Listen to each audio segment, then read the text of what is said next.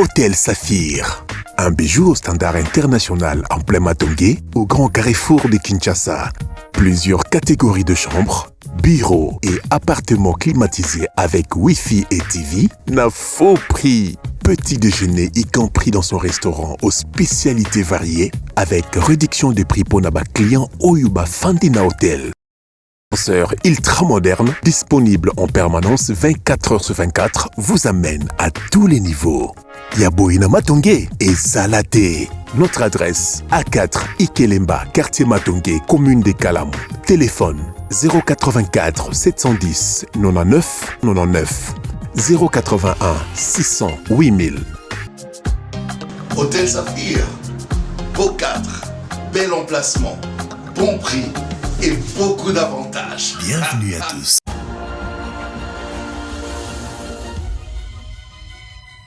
Très bien, Mbote Labino, Balandia Solo Télévision, content de vous retrouver encore cet après-midi dans le cadre de notre rendez-vous habituel. Je vous espère en bonne santé, avec espoir que vous êtes prêts à recevoir des informations venant de nous cet après-midi et je vous rassure que nous allons passer des moments excellents. Avec espoir que Boza est belé, Bozo Lembate, Coupé Sabiso Maboko, c'est un travail d'ensemble, un travail de complémentarité, un travail d'association et ça, comme d'un accord de tous Salamoussala pour un Congo meilleur, en décourageant les anti-valeurs dans toutes ses formes et faisant ensemble la promotion des vraies valeurs. Nous sommes en direct. Merci Nabato, Bazana Bounia, Bozana Ituri, Bozana Kabinda, Bozana Beni Mbote na bino na Walikale, Bozana Goma, Bozali na Bukavu, Bato Bazona na biso na Butembo, Topesi bino Mbote, Koliki ete Boza Malamu, Bandeko Bana Bunagana na Bosani binote, Mbote na bino Bandeko Kinshasa 24 commune ya capitale, Topesa Bato Bazana Maindombe, Bozana Kutu, Bozona na biso na Idiofa, Bozana Mangai City, na Tombe Libino Bolandi Bolam, Bandeko Congo central, Bisika Nyoso Bozami na Baoba Libanda ya Mboka, Congo Brazzaville, Bozana Afrique du Sud, Bozona na biso na Maroc, Mbote na bino Nazoli qui était nyonso ekoleka malamu. Alors tukutani lelo Sangona Makambonae, Tata Malungi, chef de poste, officier de permanence, Moulouba Mouinda Zongi lelo, pour vous accompagner. Vous pouvez réagir à travers le numéro qui est affiché au bas de votre poste téléviseur. On a deux programmes de 30 minutes comme je l'avais annoncé, avec une petite pause qui va nous séparer. Certainement, il y aura des petits biscuits comme d'habitude. À ce qui concerne des TikTokers. Mikolo, tu as TikTokers. Lokola ba TikTokers to benda na mabele bango pe baye alors moi potopoto ko sala bien to pusana. On verra ce que ça va donner. Vous savez que le combat est facile lorsqu'on maîtrise bien son adversaire et puis adversaire azaté parce que bazaba na tuza ko bokola. Nous avons quand même la noble responsabilité ya kozong sabana na nzela ko yebisa bango ce qu'ils doivent faire. Na yebi que je m'adresse na baton muso baza na problème d'éducation de base na yebi na baton muso ba complexe et infériorité. Je sais que je suis en train de conseiller bato baza na trouble et comportement, je sais à qui j'ai affaire, mais il y a des traitements appropriés pour na ba comportement nyonso identifié et pas ba TikTokers ou baza ba responsabilité. Je sais qu'il y a des femmes responsables, je sais qu'il y a des hommes responsables sur TikTok ou bazo sa makambona bango avec l'objectivité qui ne sont pas là pour na robebisa ba mers. Mais catégorie ya ba fille moko baza na TikTok bazande ba coopéra ba makioniste et nous avons identifié les problèmes, nous allons donner du traitement.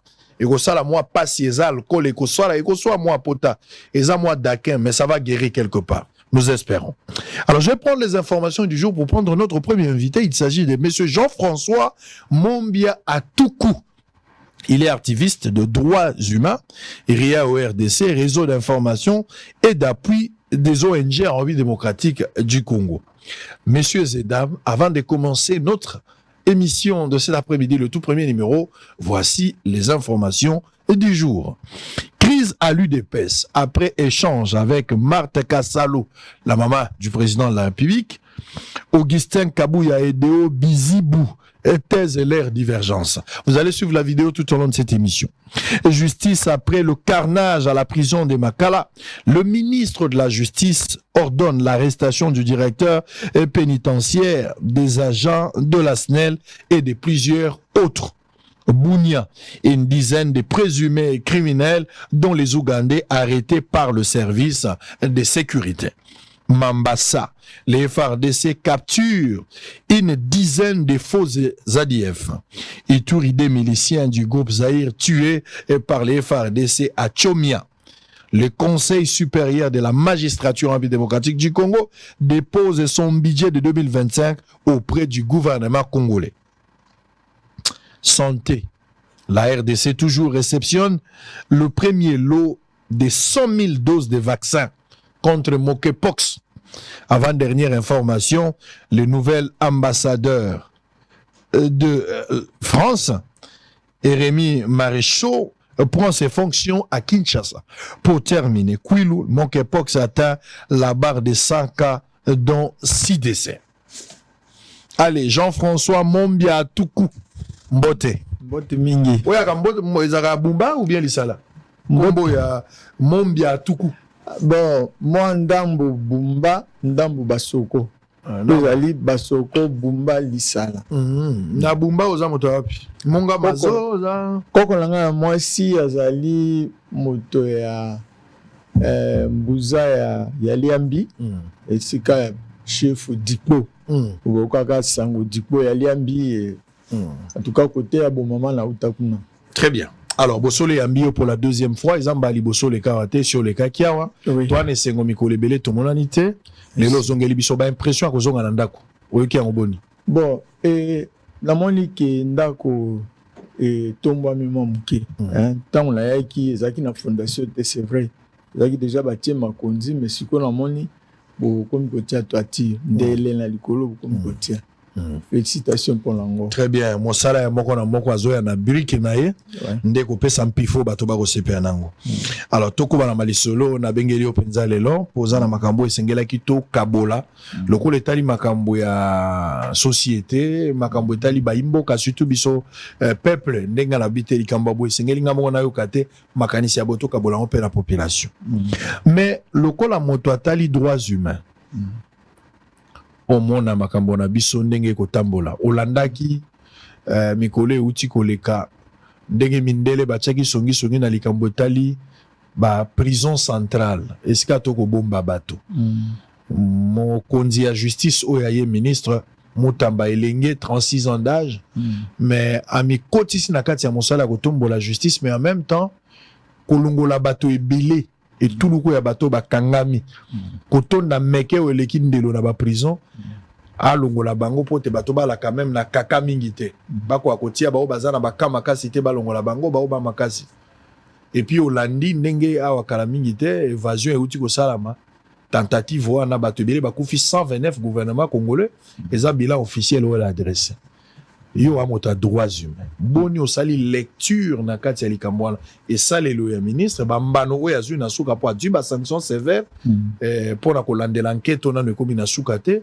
mais en même temps processus ya ko longola bato ebele meke et puis bato ebele ba critique ki ba condition mais là au gouvernement congolais a dû na lolenge ya ko gérer et kangeli ya bato yo moto droits humains makanisi no ezabona bon tabako kama kasinga ya loketo me ya kingo te sango omoni likambo ya condition carcérale donc eza musala na sala ki mingi de 2007 ti 2011 2012 avant la kende exil en tout cas boloko na biso ezalaka penza boumbu nzoka nde soki otali na makoki ya bato motata soki akoti na boloko bebe kango centre pénitentiel c'est vrai mais ça capé centre de rééducation bakine kotika muto na boloko te po ba kata mutu batika muto na boloko te po akufa mais ali siko epesaka le kundenge ya kosunga moto abongwama uti ko balika moko aki traitement eloko malade na malade eza na do na kisi nango pourtant ozo makama ba tiktokers si c'est des choses comme ça donc motakoti na boloko bamoni ke tobundi na moto na conseil ti basango batei ba pasteur batei ekoki te eloko asali ekoki azwa itumbu akende kofanda kuna esika bakopesa misala ya makasi banini po soki abimi azali susu nuisible te pour la société en fait baza bato ba mérité bazala bien protégé mais peut-être le ministre ya justice oyo to quand même uti kokutela eboye azali juste moko ya kutani na libaku mabe biso to banda ko lobelango kala lokwa bato bata c'est-à-dire na baboloko na biso bato batondi boloko bato baleka malamu te nzoka bamboka mususu toyebi toyoka na basangola bamboka bamindele mutako kokota bato mususu ndo se sentir beaucoup plus à l'aise na boloko pour la boloko kuna kolia ya fele makampamba kolala tout ça azana bakoki na ye nyonso kosolola na telefone eza te so mutakoti na prison akosola sur na telefone te non nyonso anezali faut pese biloko akolia lokola moto alors mais pas na biso eza même la mboko kwa isiro ngonga moko na yokaki puisque nazaka pe na coordination nanga moko kuna ya ONG nanga boloko ezaki sute bukanaki franchement toyoki ya makala po bato ba soki mobulu nde bimaki mais tokoyoka mokomusuki na prison centrale kisangani bamire ekweli ba prisonnier donc eza pena likambo kamwa te mpona biso mais eloko tolingi eza kaka l'état sala mosala na ndeko presse otalanga nano image ya nani ya prison ya Lisala so tokotala ta prison ya Lisala en attendant voilà prison ya Lisala bangenga nde babenga kakala tout ça donc ba prison epa na biso nalanda mokomususu na interview moko boye to soki ezalaki nde yokindeki na terrain to namoni mama wana mokonzi ya boloko ya kuna ezande ngai ah oui nalanda yango mpe namoni mama ndenge azoloba na telenga bia mpona bato bazoloba bamona peut-être quoi mama oyo osala commentaire azoloba vrai aloba vrai en tout cas soki otali ata na banini na biso kwa na bala polisi mo baboloko ya bala polisi epa na biso mutu soki akangi ata mpona bitabi aza déjà moto ya mérité liwa azolala na batu bafille ya ba toilette na kati oyo luka montre ya mobutu toutes sortes de traitements cruels, inhumains et dégradants. Bakonja justice batalika mwana malamu za malamu te. Moto bakangi déjà sa zutumbu. Le fait ko priver moto liberté ezaka déjà lika munene. Moni donc tango koti kuna sika koti azali moto ya azamona mboka. Omoni l'état azali lokola nzambe. Nzambe ya batu mabe pe nzambe ya batu malamu. Alors tango moto l'état vraiment makoki na ye nyonso maboko lokola otaki koloba biso toza bato tolobaki mbaleleki awa ke basonner d'alerte tozalaka mpena bajuge te oyo eza prison oui toza na Lisala ndenge ozomona oui eza prison en 1922 babrike ya rouge babrike oyo babelge batika tala baprisonnier esika bango voilà ozomona babombi bango na détention et puis awa toana ba prisonnier volontaire c'est-à-dire bato baboyi na bango kobima yango bavandi so bakani kobima bakobima tala prison na bango yango pe do bavandi nde na volonté likambo ya munene ya kolekeza nde pe lisusu likambo ya bajuge toza koyoka nini bitumba ezobunda kuna franchement moto akoti balobaka 48 heures nde ezali ngonga ya OPJ soki eloki 48 heures mbe koloba zo moto abaki kotika ye kuna mais ntango akomi kuna moto mosusu azosala 20 ans tomonaki ntango ministre ya justice acirculaire bakisangani partout moto mosusu azosala 20 ans na prison basambisa nano ete franchement l'état meka kotala makambo yango malamu donc soki bakei kote moko ekozala kwa kopesa déséquilibre donc batala kote oyo ne babaka batala fufu epa bashi batala fufu batala mai soki mai eleki mingi omeli potopoto soki mpe ekomi mai eza moke mingi bakomela libanga ekomi libanga moya ya koleka ta na mongongi kozala sute donc basala makasi ya kozwa sérieux baresponsabilité très bien tala mai tala fufu eza elobeli c'est-à-dire sala eloko ekoki na mongongo na yo sala yango équilibré likamba kozwa bato bana ba prison centrale nabokeli monsieur Mutamba maboko mingi lolenge azwi mokano ya kosala mosala po te basilisa bato batondi meke prison ya 1500 personnes bato bakomi 11000 ezali ebele lelo tango Mutamba azwi mosala abandi kobimisa bato ndambo c'est déjà bon nano tokomi na oyo tozokana te mais la volonté ya kobimisa bato ça il faut reconnaître on a constant Mutamba ministre de la justice et garde de sceaux to bois lié ba fleur pour la likambo mais malheureusement Mutamba est combattu aujourd'hui ndenge tolobi bato bazo exceller na kati ya likambo ya prison e bandi lelo te eza mabe uti uta mobutu biso boye mondele akei lokwa na Lisala ba na prison en 1922 prison bozo mono eza ya 1922 donc vous imaginez que Belge azalaki nano prison wana yalaka déjà Belge ake déjà prison etikalika ndenge eza Lisala à part ngenga bakotia batoka na kati ya prison bato bakangi bango na infraction à droit commun bakotinda bango kaka na kati esika ona pasi na motema bato na balala ka wapi pour ceux qui na prison centrale bako zo chance to lobi ke bazo lia bazana nyo. C'est vrai que a peut balia ka parce que maman ya prison to kutana ki na e a expliquer kinga la kinga ipe moi biloko bako pesa batakolia. Je suis tout à fait d'accord, mais condition ya kovandisa bango bako la na mabele prison za place bato bako mona pasi alors que Jean-Pierre Bemba uta ki na prison na moni Jean-Pierre Bemba kondite à cause de la traumatisme mususu mais yemo ko abima ki normal na ba faculté na d'ailleurs pour preuve si makobima na e a commis VP ya défense, oui. À l'ongwe ministre de la défense, il y a pas kokoma ministre de la transport. Donc a commis kozala pe ayekoli makambo bele. Yemo kuna ba interview à lobaka ayekoli na kobeta scrap, oui. Ayekoli yango wapi. Kuna ayebeli ko sala peinture, ayekoli yango wapi. Kaka kuna. Donc plusieurs sengeli ba pesa moto chance a kokalisusu kozwa lolenge ya kobika mais cette fois-ci abika na lolenge semba akoya na nzela te. Malheureusement ba miyibi ya mikende ba konyo kwa ma miyibi ya mbongo ya l'état bazo sala ba fête na moni jouisseur mususu oyo un jouisseur a uti ko bali sa soki mwana wa c'est un jouisseur ce monsieur là un jouisseur avandi baza ko bina azo bina na mbongo muyibi machepelo lendo un jouisseur tout fait ce monsieur là azo chape maboko bazo bina pe rumba na ebite so bachela ki ebonga na se potaya ba Omar Bongo na ebite so bachela ki ebonga azo bina pe kakabo un jouisseur. J'ai vu ce monsieur-là, c'est un jouisseur. Azotalangane nazabo azolo.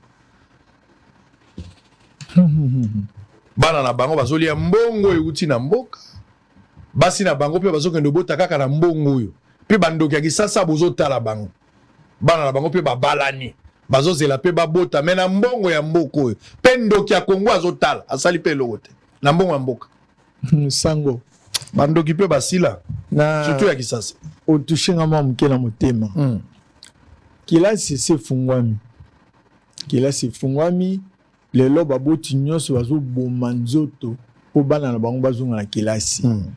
Et comme pe lokwa mboka eza na mikakatano, bana pe bango moko baza ko boma nzoto po bakene na kilasi. Au fait, eloko batu bakoki koyeba ezali ke kokene na kilasi pe ko zwa ba diplôme ezali eloko moko. Mais ezapel na likamu mususu ko gagner vie. Ko gagner vie de manière rationnelle ndenge malamu kozwa musala pezelo comme susu. Tout le monde et pas n'importe quel biso to communément de bien mal à qui ne profite jamais. Est-ce que batu bae bakaki tango zo kotisa mwana na okela si na mbongo ya moyibi. Peut-être ba salaire ya bato, peut-être que ne usala makamba be quelque part. Ata soki akozwa diplôme kama, mais diplôme là je passe au salaire loko atamo côté. Okolimbisanga na loba peut-être kozamala mingi te.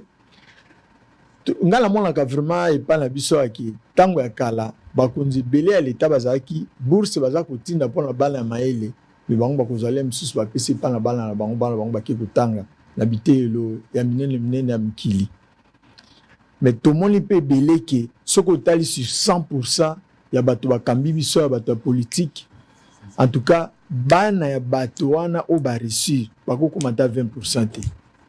Bakoki ko batata sacrifier ka biso tout ça mais le véritable sacrifice c'est qui te pose à qui ceux qui na ba makamba molili sacrifice c'est qui ndeki le bien mal acquis la détourna de public bambonga ba retraite ya bato bambonga ba salaire ya bato bo détournango boteka bana bato ba mérite bana bato wana bazota ya kutanga te le mso comment la qui attend la musique nzamba pamboli mais oya yo kende kutanga c'est ce qui wapi nzele molandité ça c'est une réalité. Très bien.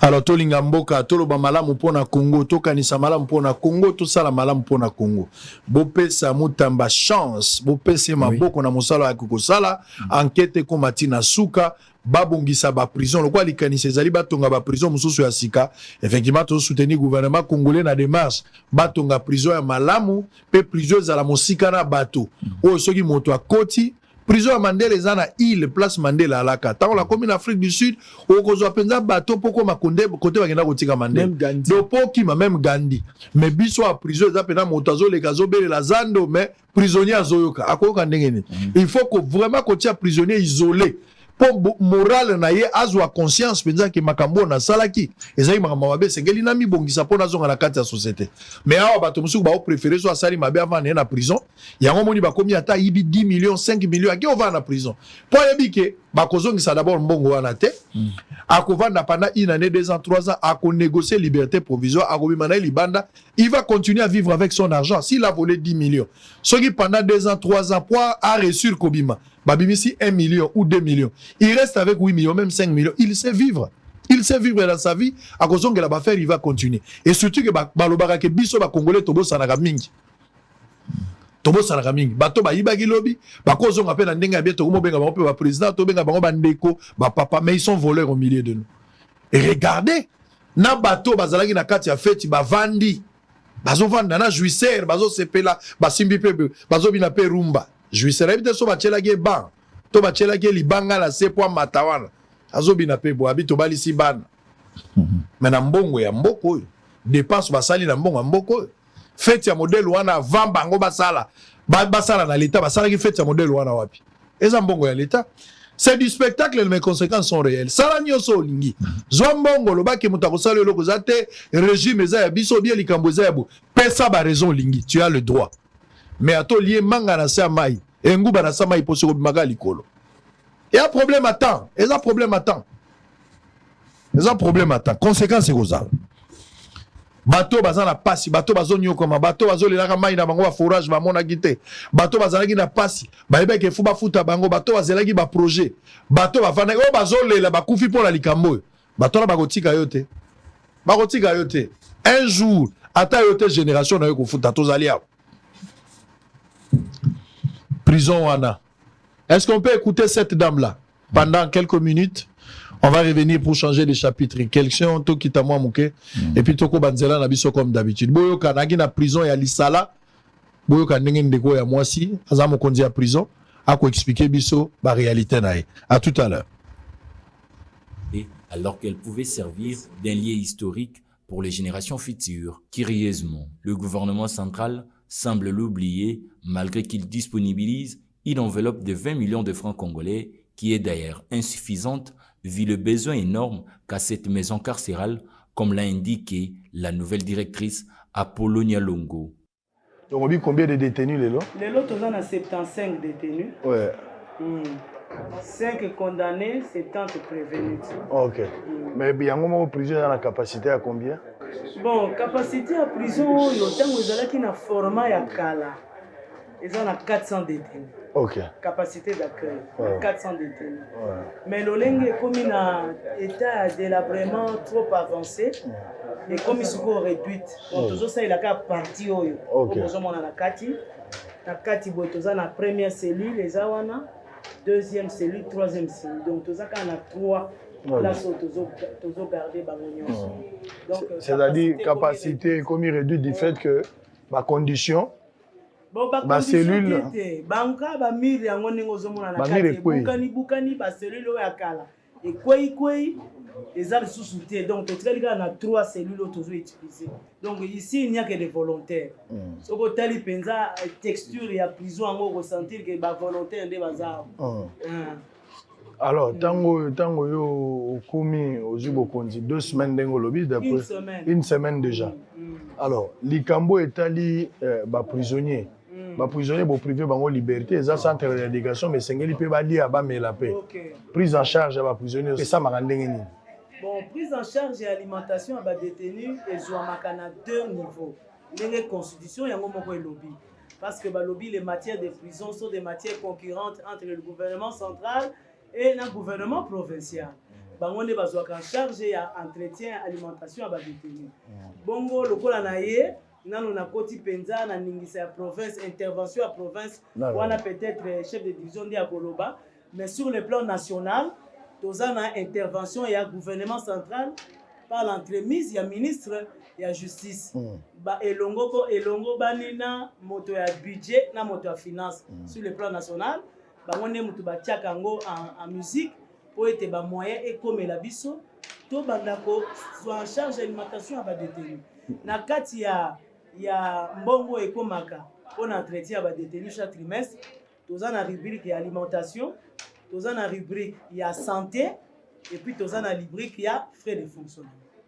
Soki santé moto abeli awa bokendaka na ye wapi to kozosala nini?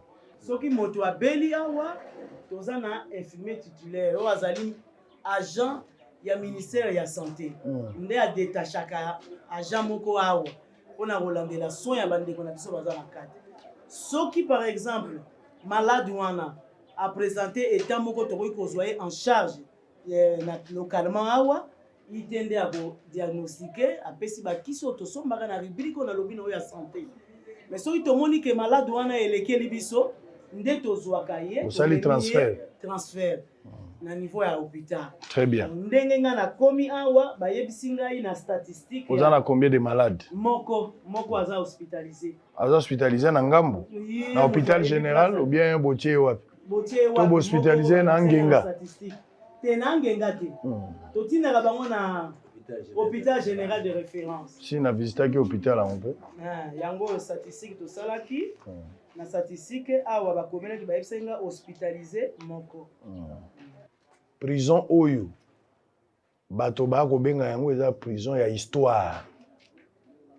Olandi ngai eza prison historique elingi koloba eza prison oyo eza na lisolo soki oyei okoyoka lisolo pamba te d'abord ekokisi 100 ans mais koleka mingi ntango mosusu eza na bato mosusu ya motu ya bakangamaka awa oyo lelo baza na bomoi te bakoza bato minene lisolo na bango ekokobetama yango natuni na ntina nini bakokobenga prison oyo prison ya lisolo prison historique na ntina nini?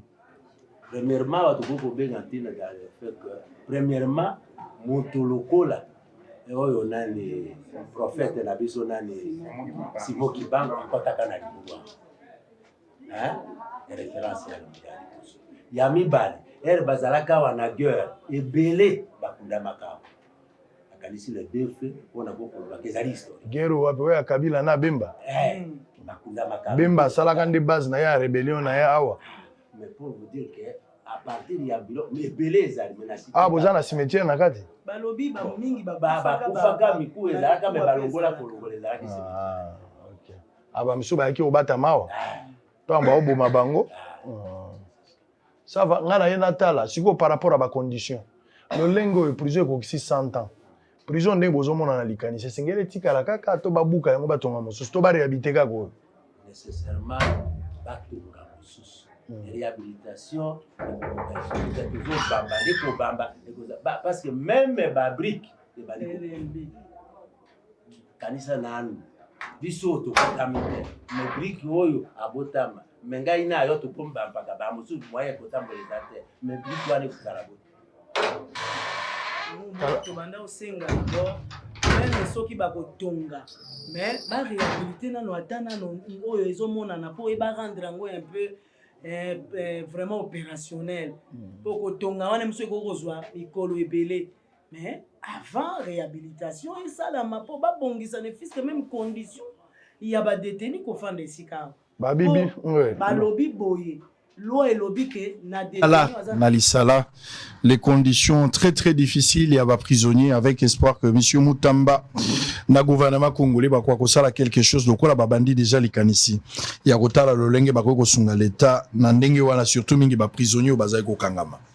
Alors ndeko na ngai Jean-François Mombia Tuku oza activiste ndenge na lobaki boza ko kana le 14 octobre prochain beaucoup akosala marche moko sur le plan national qu'international. Nangina yeba likanisi ya marche uti wapi motivation nango eza nini et kozala un objectif nini, c'est pour quelle finalité marche au Bogosal pe bandani sengeli batambola. Merci. Marche ezalaka expression ya ras-le-bol ndenge na français balobaka likambo soki eleki mingi puisque ndenge tozali oyebi biso bato ya mai tolobaka moluki na moluki aza na nduka na ye pêcheur molobi mbisi aza na modele ya nduka asalaka mpo aboma mbisi mobomi nyama aza na modele ya nduka asalaka mpo aboma nyama biso lokola bato tobundelaka makoki ya bato toza bato ya société civile lokola babengaka biso molongo mobimba bato ya société civile baitilizaka mandoki te baitilizaka mpe soki bambeli te soki biloko nini mitambo to file bango bazana ba méthode basala ka pression sur ba gouvernement ya mboka na bango soit sur les institutions internationales lokolo yebi et pas la marche ezali activité moko to sala ka zande plaidoyer to sala ka plaidoyer ko koma to sala ka pe modèle wana na occasion donc c'est une marche pacifique na occasion wana batu bakotambola pona ko manifester mécontentement na bango likamoko za ko sepela te basa la pression et pas ya bakundi ya mboka pe ya mulongo bayeba ki bayeba ki loko bazo sala population sepela nango te omoni ndenge to yana mokili tokuta bitumba ya vie kotanga eza bitumba kolia bitumba komisalisa bitumba makambo nyonso ezalaka bitumba alors toponaka bakonzi po basunga biso na bitumba wana mais moto ata bible eza kolobaki la perfection n'est pas de la nature humaine eloko nyonso moto asalaka ezalaka na boyengebeli te moyengebeli ezalaka nzambe ye moko alors rôle na biso société civile ezalaka mpenza mabanga te kobuka bavitre kobuka mituka bato kotumba mituka rôle ezalaka nde tolakisa bango d'une manière ou d'une autre bao bazokamba biso keno esika bozotambola botamboli malamu te babinza balobaka ebale tambola nyoka mpo ezangaka moto ya kokamba alors marche mpo na biso cette fois-ci c'est vrai soki otali pétition esalami na bandeko ya Allemagne mpe ya Canada basali pétition tokomi lelo na ba 20 000 signatures mpona kodénoncer massacre oyo eza kosalama agression oyo RDC baza victime nango tolobelaki mingi côté ya este mais apparemment ekomi kozwa tendance ya koya mpe côté ya ouest tozalaki na rencontre moko simaka ba climat na Brazzaville awa toyokaki baactiviste ya Congo Brazzaville bazolobaki non Rwanda ekosoma mabele en face na plateau bateki de bateki a soki 300 km bazobunda bakonzi mboka bango kuna ba comprendre te pourquoi Rwanda kwa kosomba mabele awa et tout de suite au moins que juste en face ba mobundo ba betami wana donc tolingo koma kalate ministre délégation ba ministre bakindiki Kisangani ba mona mwasi moko alekaki na bilili na ba télévision makolono se katana à l'âge de 9 ans obi ekweya mais yoka fia na ninga zoloba aloba nini ke bato bauta musika na lingala ya biso ya bato ya kote Kisangani kuna bato peut-être so bakoyoka na Kishasa bela bamboka mususu bako comprendre te bato bauta bato mibale bauta kuna baya kobunda biso to mona pasi c'est-à-dire deux armées étrangères Kisangani eza na frontière te Kisangani eza na kati ya kiero ya Congo baye kobunda wana po ata communauté internationale ngole musuba ni yakaki ba Rwandais soki ba Ugandais baza na kati ya mboka na biso te to mona ngo eza complot parce que c'est clair ba komi wana baye kobunda babundela nini ti lolo to ebite batu bakufa batu batikala biteni na nzoto des choses comme ça mais yango Kisangani 6 jours 3 jours ya Kisangani bande salamaki mais tala lelo ba rencontre à travers le monde ba konzi na biso qu'on se le dise baza ko sala effort la plus belle ne donne que ce qui est là bokonzi mboka tambola c'est vrai bango bata politique ba ebinengi basaka ba critique na bango mais cette histoire est totalement extravertie ezo utalibanda bitumba ya Congo zo utalibanda noir sur blanc c'est très clair mais lelo batu balingi ko sila na est tolobela kimbale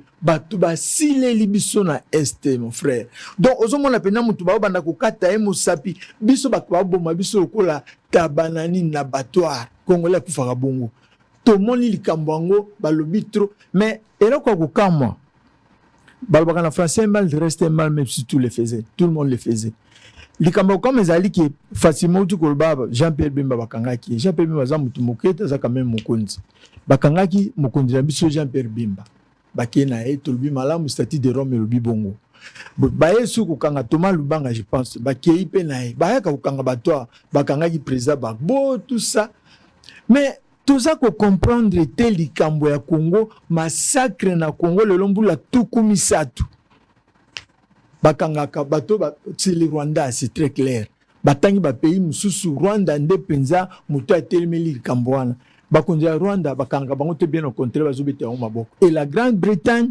signe des accords avec le Rwanda po baya ko sopa bato nyoso bakitu kwa bato bakima kuna baya ko sopa bango quelque part kuna baya ko côté biso na frontière.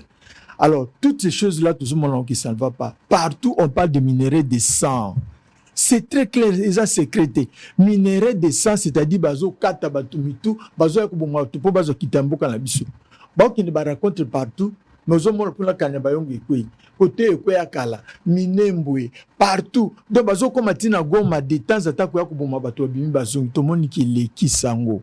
Début surtout, Tokei, tout ça qui n'a raconté moi dernièrement en Argentine. Dans le bien pas dans Congo, ça ne marche pas.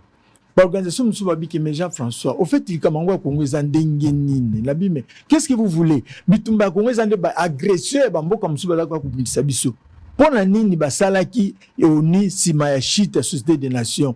Ils ont qui po, tout ça, les locaux, ceux qui, Kolomoko, une nation s'élève contre une autre. Sur base, il y a la charte à Oni, tout le canard de couper sa kima. Il y a la Ukraine. Et si maintenant il y a Congo, un mal reste un mal, même si tout le monde le faisait dans le Bangwa. Tout ce pays était pas pour la Ukraine. Mais ce qui fait mal, c'est les 2 poids 2 mesures. Il y a l'Ukraine et Bandika Bouba sanctions contre Poutine. Mais Rwanda, ça fait aujourd'hui plus ou moins 30 ans, plus de 20 millions de morts, plus de 4 millions de femmes, plus un millier de femmes violées, et puis plus de 4 millions de déplacés de guerre, dont 1 million de déplacés de guerre, Bazalina, Goma, Reki Goma. Tokamo Lisusu, un État, une nation qui est totalement menacée comme ça, comme la RDC, Hermoko, MONUSCO, ONU, a ende ko la biso embargo. Donc baza ko beto na moninga ko boxe ya miringa basode zaka bakangi yo la sima ba ko batiki ba ko beto makofi koto. Donc c'est comme si la communauté internationale est complice de cette situation. Le quoi biso to kendike kuna biso de to saka ba rapport ah non mboka biso to tambola malamu te batu baleki belé na boloko bazo sala bona buto se ba rapport ki.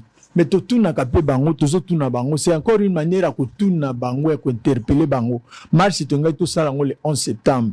Mais oui, l'enterre administrative, tout ça qui demande depuis le 28 juillet. L'enterre n'a bisoni za kana administration to senga qui pas ya gouverneur à ville mais to tchaki ba condition sur un bon Goma.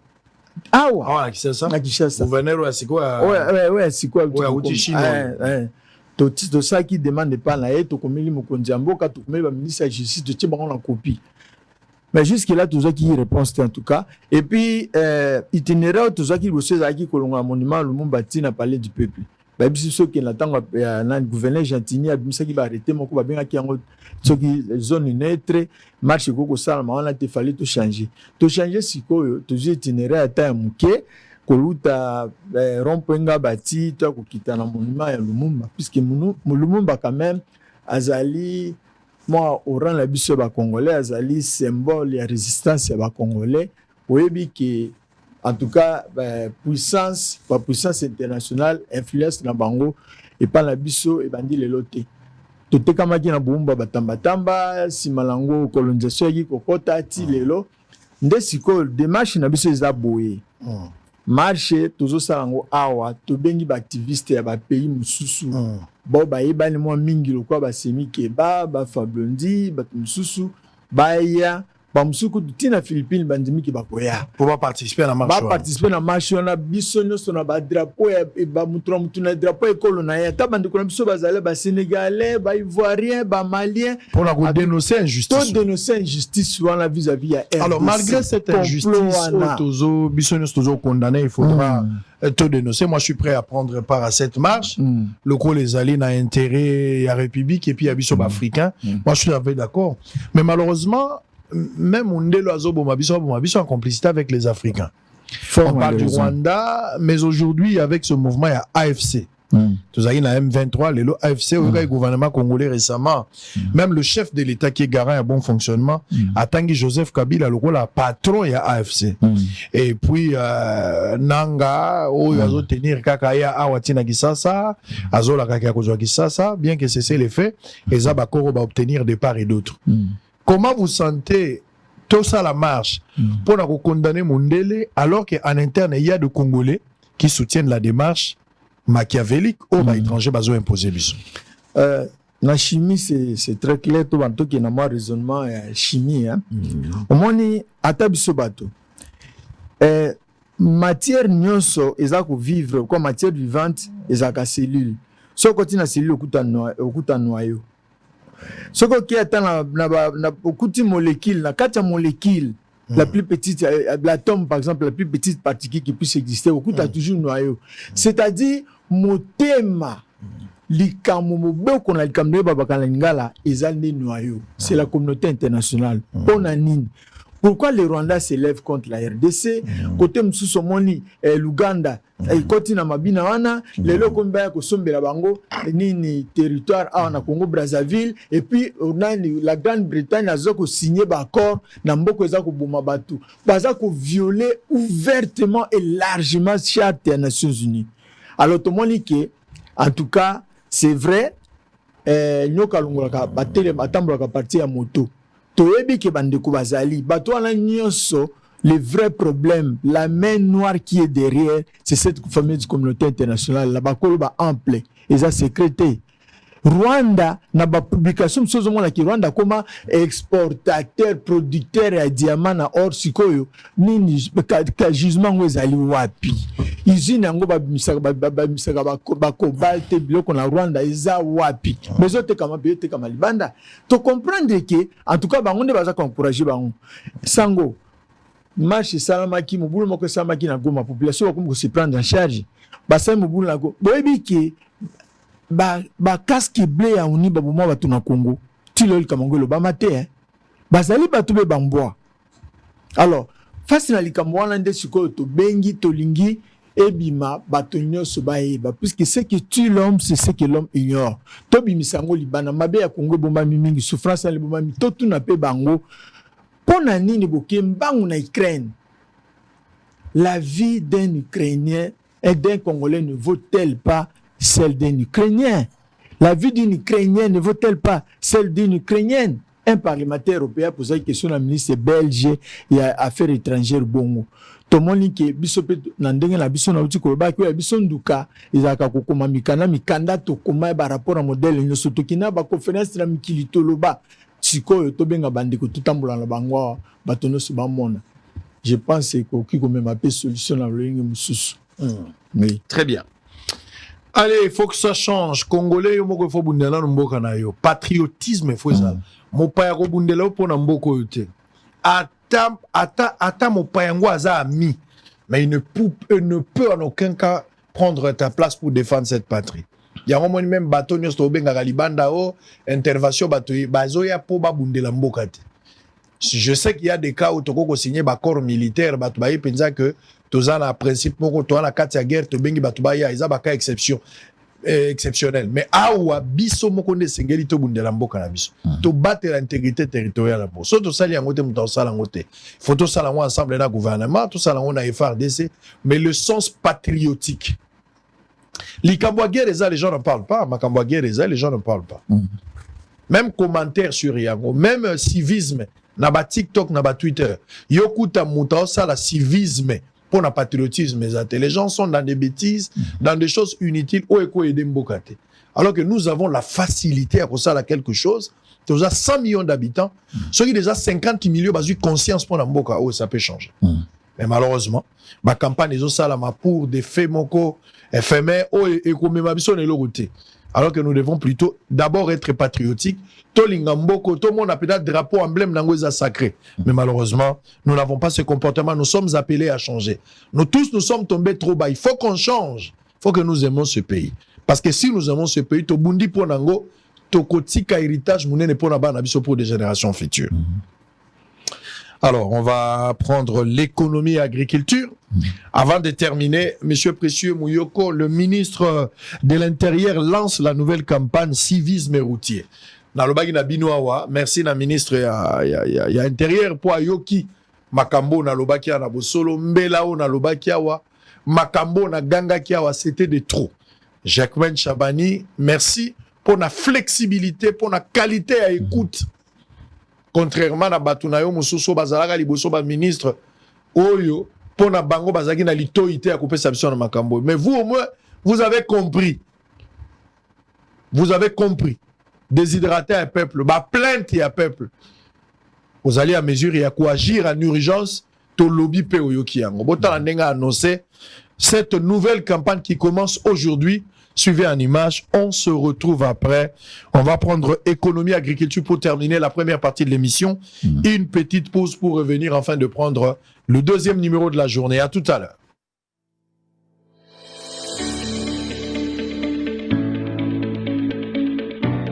Mesdames et messieurs, très chers compatriotes, la sécurité de notre société repose sur un principe fondamental, le respect des lois.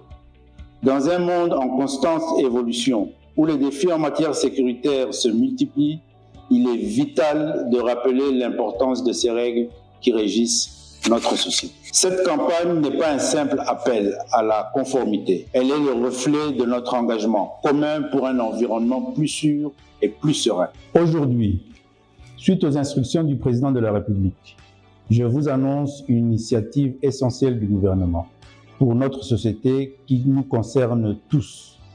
Le lancement de la campagne nationale intitulée « Pour notre sécurité, respectons tous la loi et les règles ». La lutte contre le banditisme urbain est un défi majeur qui passe par la restauration de l'autorité de l'État. D'autres fléaux comme les nuisances sonores méritent plus de sensibilisation et tout ceci afin que chaque citoyen soit conscient des conséquences du non-respect des lois.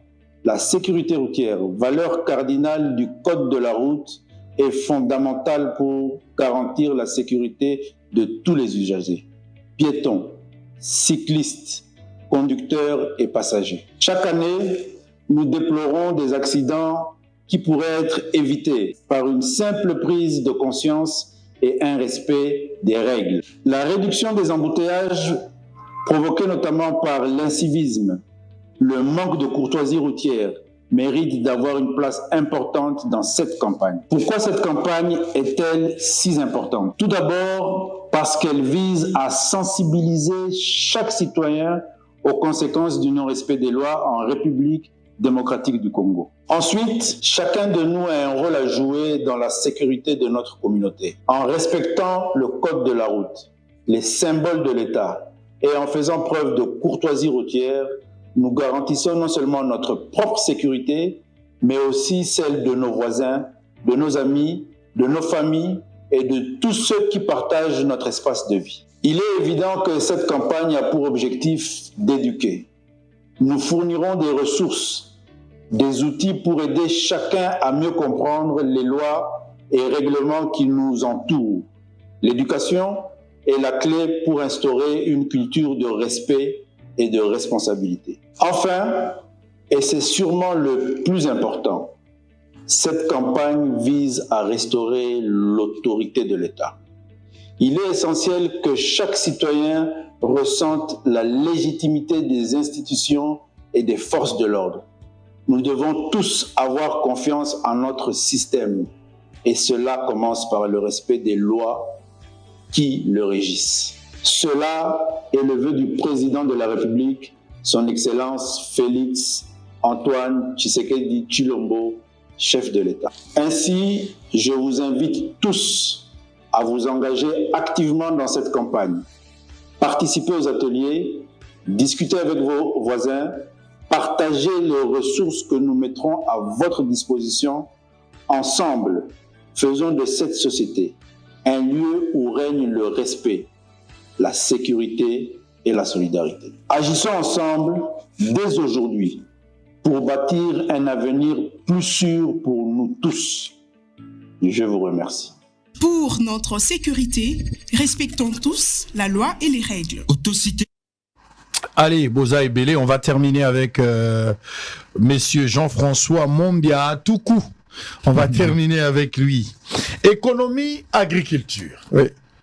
Comme ça va vous permettre au Kotanazamba ou expliquer, penser nayo et puis on va terminer. Na lobby likambo ya social, na lobby na kulimbate pe na soko baka kolobang. Likambo ya kulia. Tango bato ba kolobaka tozolia te, peuple azolia te, stoki po yoki babi le peuple d'abord.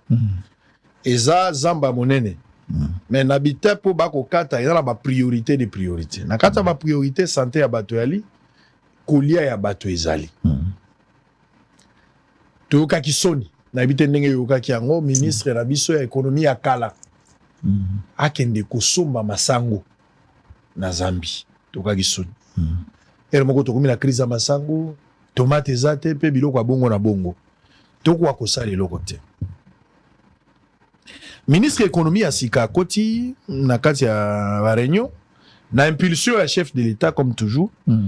Bazui Mikano na mikano bazui balobi balingi ba alléger tâche na bato bateka ya biso biloko eteka masu ndenge eteka maratin, c'est-à-dire biloko bango babande ko futela mbongo to benga ba taxe ba exonérer bango pote ba futa isu mbongo wana te ba kitisela bango ba lembisela bango. Gouvernement congolais a moni que ceux qui a sali bongo akwa kopesa esengo na baye oyo babanda ikolela to lo ba peuple congolais na mobimba nango na ebite. Quelle est la meilleure solution lelo à court terme, à long terme, to à moyen terme? Ko kitisa biloko ndenge ba alléger bango ba tâche. Est-ce que ko bikisa biso na tango molai to tango mokuse? Soki ko bikisa biso te nini esengeli penza l'état zoko akisi lelo ona makaniso ozomona soki batie yango na molongo bato bakoko zwa esengo na o babande ko luka utakala malobeze pana. Amen. Bien aimé, eza bon touti koloba ki tango e bale tambola nyoka po mutako kamba azala kite. Bakonzi na biso ba osala effort. Likambo ya kolia ya kambo ya nzala, c'est une part des choses, c'est une vérité vraie. Mais oyebi pe eza musakulu mlen na nzambe alobaki on ne corrige jamais une erreur par une erreur. Exact. Touti koloba wa guerre oyo tozana na Congo bah, comme combien génocide. Génocide, c'est-à-dire génocide économique lié à la fait économique. Minerai, richesse, nabiso nyonso, yango les okende. Banda kala, bato basombaka, bango bâtir la kabiso tal, bazo fixer tal, au monde wapi. La RDC, comme tout le monde le sait, bah bien quand on pays à vocation minière. Mais ya munene ya koleka, la RDC est aussi et même, d'abord, ils allaient pays à vocation agricole. Plus de 100 millions de terres arables et irrigables. Namboko. Ce que l'ingé, oebe pas aux okende, il faut ebe pas aux outanam. Les ambalibo sote ki ba calamité modèle enzale comme Namboka. D'abord, biloko ya kawana, obalembiseli yango tal. Est-ce baza kutala impact nango? Biloko balembise litalo ekoya kosuka kaka epa na bino batakishasa. Ekokoma difficilement na bumba sango. Okokuta ngona ya imbo jamais. Nzoka le ba congolais baza na posa ya kolia ezaka ba congolais kishasa te. Eza ba congolais partout. So comme na mboka toko ya Kisangani, ezaka 3e ville de la République. Combien de personnes baliaka biloko ezaka utepa ba Talibanda? Rien. Président Nzale kotaki na Chine makasi tozaba talibo sauté. Ce que tu as le film Esprit de Yukon, on peut comprendre que Mao Tse-tung tango ya koti na pouvoir et là quoi ça qui zaki à côté ici Esprit de Yukon chinois nyoso na bilanga ba importa kana Russie te soki na États-Unis bona bango moko nde bakotaki na bilanga ta bakotaki na bilanga solution monaki après 6 mois président Mobutu Bima wa kena na Chine ndenge to kaka masolo kozonga zongaki ayaki na retroussons les manches. Donc, programme Mounene, agriculture, priorité de priorité. Oebi, Nabamboka na biso. Économie na biso fande likolo ya bilanga. Sokotal na ONG na biso toza na 250 ONG, bobazaka membre, 337 associations paysannes. C'est-à-dire ce que kweli ba paysan et kweli biso. Kotondisa panier ya ménagère eza na ngolo komabete. Kopesa pe bato biloko kolia, mais faut banano. Principe moko ezala balobi montre-moi ce que tu manges et je te dirai comment tu mourras. C'est-à-dire biloko akolia sango ekoma ko boma. Soki na est ya pays bato baza kokufa na mandoki à grand feu. Mais il faut que baki aille pas na biso toza ko consommer ba vivre frapper ba OGM belé. Obinga lem soza ka sona côté na supermarché na ki kotala ba tomate monsieur komi périmé biloko moko compliqué. Nous avons un frère à nous ayaki un diététicien. Bazana association bango ba diététicien congolais. Ba yeko sala campagne pour na ba OGM. Ba sucre boza ko mona za ko tala mboka mususu. Meilleur sucre sango. To ko tamba détail te pour tanza mingi te meilleur sucre za kulingongo. Donc biso loso bumba ba loso bumba Bumbe za na Chine te, za na États-Unis d'Amérique te, bumbe zali awa. Lorsque bumbe kenda wapi, est-ce que bakonza l'état ba mitunaka?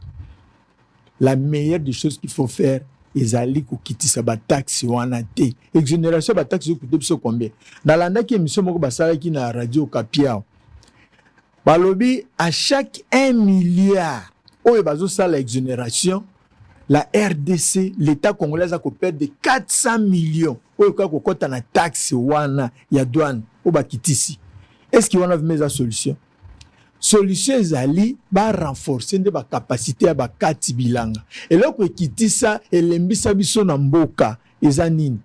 Mboka kwa basoko bituka ya loso bumba basoko ko matati lisala loso papa Jean-Pierre papa nani papa Bemba Saolona de res mémoire abanda musanga na koma na businga na zaiko kosoma masangu na mongbenbe 22 km na komi wana na kosi na maswa na ye koteka na yoka histoire papa wana banda bilanga na ye na businga bozene jusqu'à ce qu'il y ait une société monnaie au cas si Bézaïl basombi na ba avion et kotambola partout na mikila bapaya mais ce qui le lo biso to bimisa modèle ya likambo wana ki l'état qui dise bato wana ta po ba ko inonde biso na OGM na mitu na soki OCC asaka musane réellement sango puisque nyoso biso to monaka soko tali est-ce que notion ya OGM eza na OCCT ata maya komela oyebi biloko musezo salama biso balobaka na biso ke non biso to lingaka bato ya l'état te tozaka pour critiquer bango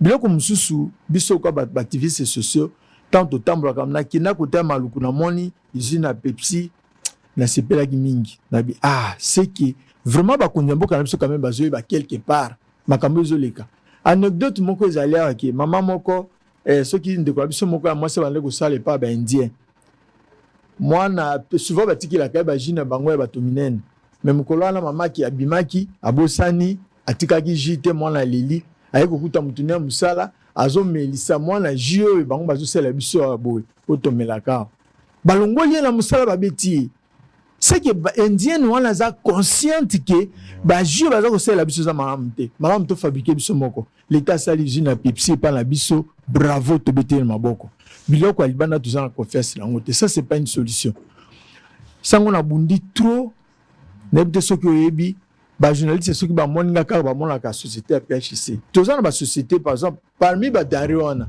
loso masangu mafuta mbila bonabu mais l'état ta na malamu tozana ba société minene na mboko oyo o baza ko fonctionner o bandeko na biso bazwa musala donc problème kambo ya emploi ils ont un défi minene ba président sultan des États-Unis d'Amérique baza confronté na ngoti lelo mais ba société wana baza employer bandeko na biso ebele na rien que pour na mafuta na banda ko bunda na PHC zaka ex PLZ tango Alexis ni le vert banda 2005 ti lelo pour na nini les futa ya bato pe baza ko engager bato mais société comme lelo na 10 000 personnes rien que la PHC 10 000 employés.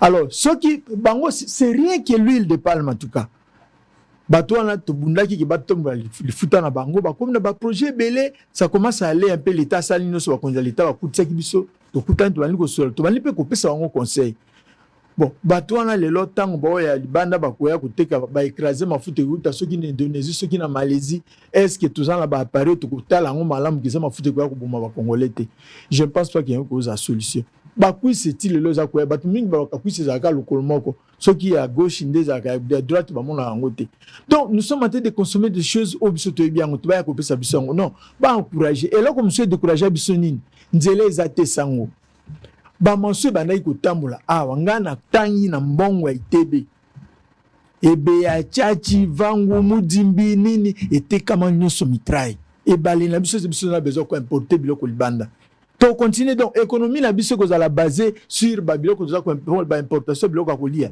ya na sens te décision na ba kondu ba biso to monde ki za malamu te ndenge uti ko lobawa c'est que nous apprécions eloko to se pelango lelo ezali ki ba kondio ba yi en tout cas ça ninga ko flatter bango te baza na sens écoute ya o moninga la leki le loa poto senga la ministre que non deko di kanisozio za malamu te dans la mesure où eza ko écraser ba paysans ou biso za ko accompagner pour sensibiliser bango contre ba OGM et puis ba ezape ko tika yoti na bandiko na biso belé la chômage. On ne corrige pas une erreur, pas une erreur.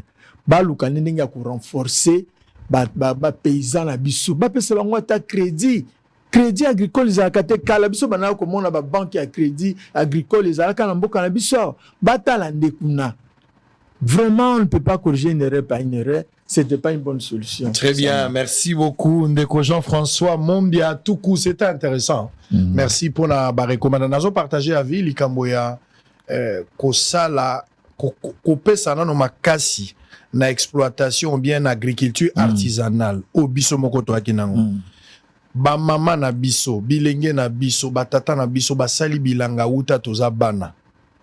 Ata kotango l'état biloko na ye oya koyaka na nzela ya mai ekufi me basi ya ndunda ba mama ya pondu ndunda matembele pondu anga soki ndunda matembele ngai pondu akauchi bon ndunda matembele ngai pondu akauchi yango eleki oya 5h ba mama na babelela ndunda matembele ngai pondu akauchi makombo ngo zande mo mulai me mingi zaka ndunda matembele ngai pondu akauchi yangwele kibasuka ka yangwele ato lali ozoka yangwele ba mama na nosoma na pépinière na bandala lelo pépinière batonga oasis babengani ba mama wana lelo la kisasa soki guerre koti na kisasa tolo baka bakangi frontière likamba moko ekoti tolo baka kaza ekoza la covid ekoza la guerre ekoza likamoso tolo baka catastrophe moko na mobimba oyo ekoki kopekisa ke bato moyen basala penza ezate bakongole bakokufa mingi po tobengani bilanga pembeni na biso bilanga eza esute tobengani bilanga place ya bilanga toloni ba immeuble place ya babilanga to remplacer yango na bandako totie ba boutique même na mapango na biso bomona ke na mapango na biso toloni bilanga te biso aki na kala na lopango nyonso komona mwa matembele zali mwa ndunde ali bilanga ya kana sima ndako na bandako nyonso bazobokola mwa soso mwa mabata mais na bandako nyonso lelo komi dalette to remplacer yango na trampoline totie yango pena toboga bato baza sous kolona te ezo sala pasi ba mama na biso na ba moyen de bord ya kolona bilanga basali bilanga pe balesi biso bambula na bambula lelo bakomi na pasi pona nini esika kolona ezate bele bazolongola bango mais quand cela nous tient tozana mabele bele za exploité te donc wana eza kutu raison te l'état koki ko encourager agriculture wana artisanale yami balé tant na ba ko encourager zali ko pesa bango ba machine parce que na likambo etali FPI gouvernement na ministère oya biso ya agriculture pêche élevage ezala ba projet belé gouvernement somaka ba tracteur pour na kopesa bato mais des fois comme on a ezokende mingi na bato yo bazaka favoriser na moi groupe d'individus ezokende te na bato bakosa mosala bo pesa bato ba ali penza ba concerné bao bakoki kosala mosala wana po balesa penza bato wana liboso ya mibale boko pesa bango pe ba semence baza ko continuer kolona. Et puis, il y a na lobi ba route de cette agricole, bo sala yango, ata boko asphalté te, bo tiango ata en terre battue. Moto e bake na loni ba nana na point X na koki kolongola ngwa na kende ko évacuer yango na marché. Biloko ezali ko pola po nzela ezali te. Donc lelo ministre économie, soko lingyo longa likamboyo. Kozala na espoir te ko longa ngona ndenge bozo kitisa ka exonération. Po tango bato balo ba social eloko ya makasi pona bango. Ezali soso eza na kati ya nzela kuta ndunda ya kokita mafuta ya kokita loso masango na fufu biloko wana tokoki ko produire yango biso moko awa ekomi ebele pe na talo ya muke soki bo considérer bo orientation tozai ko sala po o bo sali na ba entreprise opérateur économique ya libanda na lobi na bino za okola bo che pelouse na kicker jouer à kokoma kilo match wana ko beta matin. Alors pour terminer messieurs et dames comme je vous avais dit na moni panique et comme pona makambo yo na lobaki lobi pona Marcelo na ngaki d'abord na corriger eloko moko ya tango na lobaki makambo Alexis Gisaru azali moto ya UNCT bato ya UNC ba rappeler nga effectivement tango na ko vérifier ezaki lapsus aza plutôt moto ya IDPS donc bato ya UNC bolimbisa ezali bako ebeta makina monoko wana Gisaru Alexis azali moto ya IDPS oyo bilan na ye eza vraiment positif par rapport ya mabulu oyo eza na ville ya Kinshasa na Congo mobimba parce que aumeli ministre infrastructure bazo kopesa résultat te bato ya INC babisango longola biso na likambo effectivement na longoli UNC na likambo etali bino te eza ministre ya IDPS bilan ya IDPS na infrastructure moto aza na charge ya kotonga banzela azali moto ya IDPS alors asali musala malamu bokotikala na bilan na comme d'habitude président ko bongselema wana ko sala bino bien comme d'habitude bokoyoka yango. Pasteur Marcelo Tunasi, un homme de Dieu o naza ko soutenir nazali pe ko encourager. L'homme de Dieu va de l'avant. Il faut pas suivre toutes ces personnes au baza ko critiquer yo inutilement par la jalousie et puis la plupart baza la mili momabe. C'est de là que je vous demande même de prier pour ce genre-là. Il faut yokabango mawa. Talaka bato bazo critiquer na motema ya mawa. Il faut avoir pitié de ces pécheurs-là. Ils sont tourmentés comme des fous de Gadara. Bazana mili momabe. Il faut rebondir la pona batouane. So moni bazo sala banalise sur yo. Otali elongi ya mwasi nenga zolo bana commentaire obi. Ça, c'est un démon. Il faut que bonde la mingi pona bango. Yo kela bango mawa. Kotika bango te pasteur Marcelo. Bonde la pona bango. Bolingi Marcelo abala te. Congolais olingi nini. Pour Marcelo abala en tant qu'homme de Dieu. Fatou na vie na biso, il est libre. Vous voulez avoir, bon peut une réponse. Bolingi bozo Marcelo, oya kwena basi na ekobo, ba filmer ye, to sambu sa na télévision na YouTube, ou bien bolingi bomo na Marcelo oya bali avant. To eloko nini otolingi. Moto alingi akima mabe ya mibomba. Mabe nini ezali. Babala ka ebembete.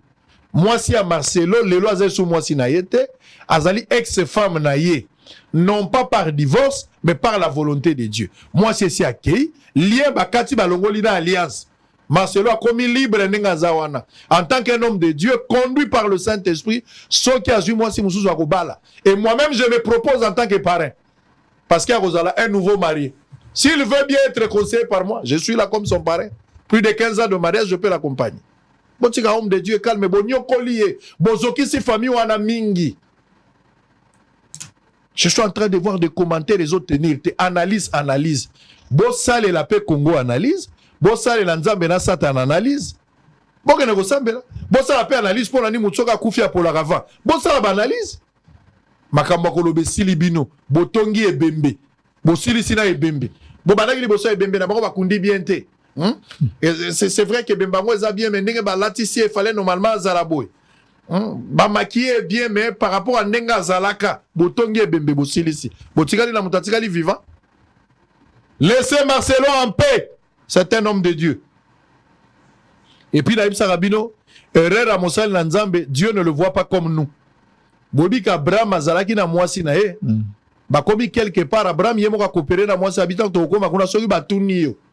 Kolobate koza mwasi na nga loboza ndeko na ngai. Mais Abraham a pesaki nzela fongoli couloir humanitaire. Muto ayokaki ko aza petite sœur na yabi. Oh, aza sœur na sœur na ko lia na ngai. Mais tant ko lukia lia. Boyebi ndenge nzamba tombokela muto wana. Faut faire très attention.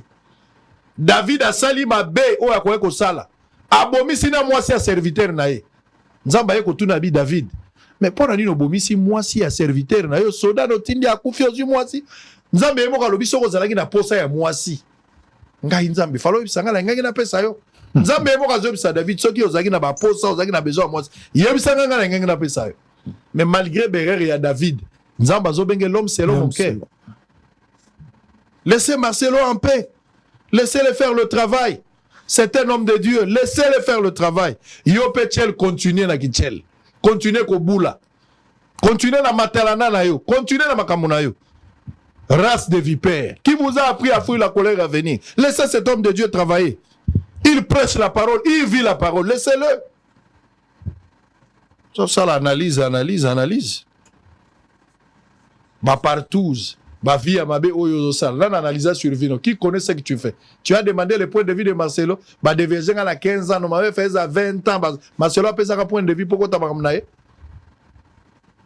les TikTokeuses. Pour terminer. Ngai. Nazako bandela makambo na lobaki. Bande kona ngai. TikTok. YouTube. Twitter. Bien, les réseaux sociaux. to salela ngo ya malamu pona ko véhiculer message, to vendre ba idée, to vendre ba théorie à bien, to influencer ba tout positivement pour que le pays change dans un domaine précis ou dans un domaine donné. Mais to ya ko kosa batute, to ya ko escroquer batute na TikTok. To ya ko vendre ba illusion te, to ya ko kosa batu na TikTok. La plupart, je sais, il y a des hommes, ma camarades et des femmes, oh ba misusu baza penda na mona ba sœur misusu baza wana basaka misala na bango, tout comme des hommes basaka misala na bango. Oh ba yaka na bêtise te, ils viennent que pour leur travail. Coup de chapeau na bango, so iba poni TikTok, moyen assure ya ko vendre ba théorie, ya ko vendre ba thèse na bango, ba ko teka biloko na bango, je suis tout à fait d'accord. Mais to tikande escroquerie, to tika makiona. Eloko ni na obenga makiona. Yoza TikTokers. Oza TikTokers. Le gros mona kiango musala, oza TikTokers, tamie. Mais tu te réveilles un matin, na pesa kibino théorie na bango. Ok na Dubaï, na Marina. Au fouti bien na yo, oh, lem sou ba beng saki yo. O voyage ki na mutu moko ake po sala misala butu. Ok, kuna mission de service. Après avoir kokota na boulangerie, ba fouti yo indemnité de sortie. Ba offrir yo peut-être kaka nuit moko na Marina. O sali 43 vidéos na butu moko. Moko lati peignoir, moko changer bilamba, moko zo ka musique, moko zo melati kaka na butu moko. O filmé 43 vidéos. Jour et lundi o longo zongi na dera. Koto bozo vana na baninga ensemble, bo vana kwa na maki, bo futa $25 na hôtel. Bo kabola kabino ne so chambre moko na toilette, mutu na mbetu na ye. Et puis à la fin, o bandi ko tindika ba vidéo wana par jour. 40 jours, le salaka 40 jours na Dubaï, ozaka na vie ya modelo, ozo kosa banani. Pozo nyoko la bande kono musu basi bazo kansa lokola ke yo za na niveau moko okomi ko influencer bango, bamsu ba kokite bake ko teka banzoto, basimbi bakisi bake osa n'importe quoi. Et c'est escroquerie. Tout yebi ce que vous faites. Aucun na Dubaï ou aucun na Chine ou bien na Kisasa. O lokoti mo mobile na yo moko d'abord yo mo mutolingi. Ya lingaki yo te ndo lingi. Yo ndo salier bavance, yo TikTokers. Ok, ko funga ya Dubaï, funga ezali bana kwata, ba funga. Babenga bango na Dubaï ba funga. Ou bien ozui shaheri na yo awa na bana na nzela, ou bien ozui kopera na moko maître ozui olobite, yenda ko yonde mutolingi. Mais websi na ko miso muto munene ngala TikTokers na bana no bengo na TV homme d'affaires. O mo bengi homme d'affaires ça kamsani. C'est un chômeur, il fait quoi? Ozo bomisa mona mbali ya bato. Aza chômeur. Qui ozo bengi homme d'affaires. Batu no mona mbali na sa nini? Même na famille batu no te mona mbali na za courage. Ministère ba courage zala. Bozo vendre ba illusion na batu. Botika kokosa batu. O sa le fort ozo la tabila mozo filmer o moni ke na bassin o mibendi. Libu muna neza déjà na ba jané mar. Mi si c'est côté géographie ezali. Mais o lati ceinture o mi fini, o mi fioni, o mi hendi mini. Pour la sabatu koza na taille. Mais yo moko yebi kezama kiona ozo kosa batu.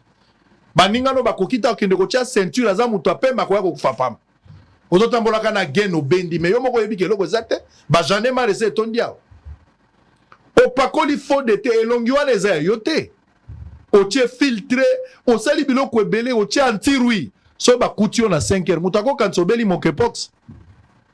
Botika lokuta. Bo se contenter na oboza nango. Je sais que za nzamba pambola kanenga pamboli biso. Soki nzamba pesio, pesa yo. Soki nzamba pesio, kumisa et c'est tout. Pourquoi bozo kosa baninga na bino? Banda kuna bino yebani te, bino bovandaka wapi, pa na bino ezalaka wapi. Bon la kisana ba photo pa na bino. Boya kana premier mot la ko kanganga ba photo. Est-ce que ça pa na bino? Eza pa na bino? Na tunaki bino lobi mutu oyo asaleli yo nyonso. Asombi elamba pesi plante yende mtasombi na basaka. Na statue no chaka photo na ete. Ozocha ya Benzema na Vinicius to ya Mbappé ba kuzala bino. Ozana ba na relation ba ngona tosombaki. Première partie Sili, on se retrouve après pour la deuxième partie. À tout à l'heure.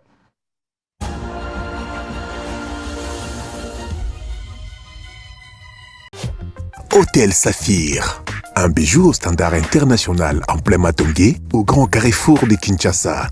Plusieurs catégories de chambres, bureaux et appartements climatisés avec Wi-Fi et TV n'a faux prix. Petit déjeuner y compris dans son restaurant aux spécialités variées avec réduction des prix pour naba clients Oyuba Fandina Hotel. Ascenseur ultra moderne, disponible en permanence 24 heures sur 24, vous amène à tous les niveaux. Yaboina Matongé et Zalaté. Notre adresse A4 Ikelemba, quartier Matongé, commune des Kalamou. Téléphone 084 710 99 99 081 600 8000. Hôtel Saphir, beau cadre, bel emplacement, bon prix et beaucoup d'avantages. Bienvenue à tous.